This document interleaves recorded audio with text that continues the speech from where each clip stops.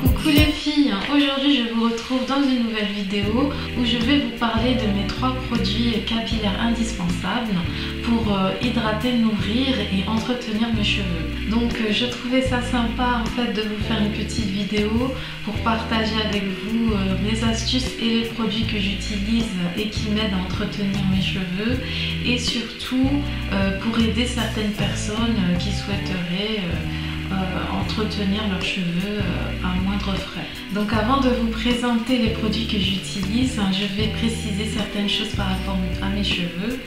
Donc j'ai les cheveux naturels, je ne les défrise pas, je lisse mes cheveux environ une fois par mois en hiver et une fois tous les 2 mois en été. Le reste du temps en fait je porte mes cheveux frisés parce que je préfère avoir les cheveux frisés. J'ai un mélange de cheveux de type 3C et 4A. Je ne fais pas de coloration, je ne fais pas de permanente. J'utilise à chaque shampoing, je sèche mes cheveux au sèche-cheveux. Alors je les sèche de façon superficielle juste pour ne pas avoir en fait l'effet de la sensation humide sur la tête, sur le cuir chevelu, que je n'aime pas spécialement parce que j'ai toujours peur d'attraper froid. Donc je passe toujours, que ce soit en hiver ou en été, un petit coup de sèche-cheveux pour sécher mon cuir chevelu. Mais ça c'est vrai que je le fais une fois par semaine après mon shampoing.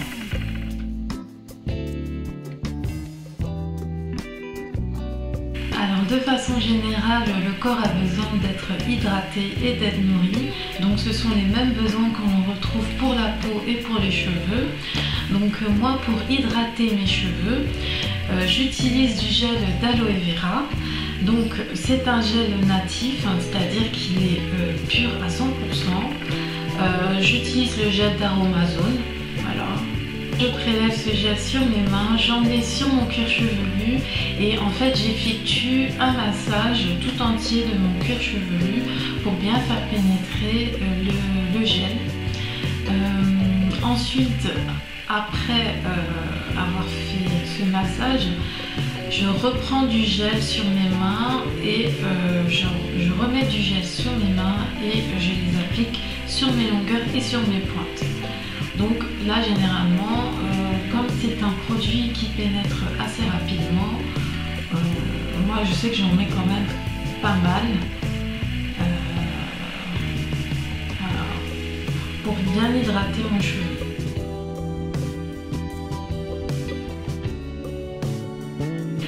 Donc ensuite je vais nourrir mes cheveux avec de l'huile végétale. Alors ce que je fais, c'est que je fais un mélange de 2 huiles, donc l'huile de ricin que j'ai d'Aromazone aussi, qui vient d'Aromazone, et l'huile d'avocat, pareil, qui provient de chez Aromazone. Je fais un mélange de ces 2 huiles que je mets dans un vaporisateur et que je secoue bien. Je mets quand même un petit peu plus d'huile de ricin, je vais dire que je mets 70% d'huile de ricin et 30% d'huile d'avocat. Alors je trouve que l'huile de ricin densifie les cheveux, qu'elle fortifie surtout les cheveux, et que l'huile d'avocat en fait elle permet de fluidifier l'huile de ricin qui est quand même assez visqueuse, et qu'elle apporte une protection et je trouve qu'elle fait briller un peu les cheveux, et je trouve que le mélange de ces 2 huiles me convient parfaitement. J'adore. Ou sinon vous pouvez utiliser les huiles que vous voulez.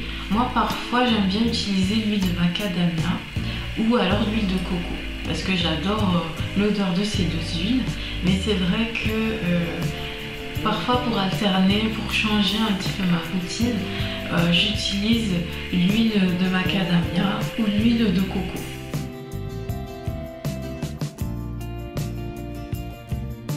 sceller ensuite l'hydratation et l'effet nourrissant que j'ai apporté à mes cheveux, je vais utiliser un beurre végétal.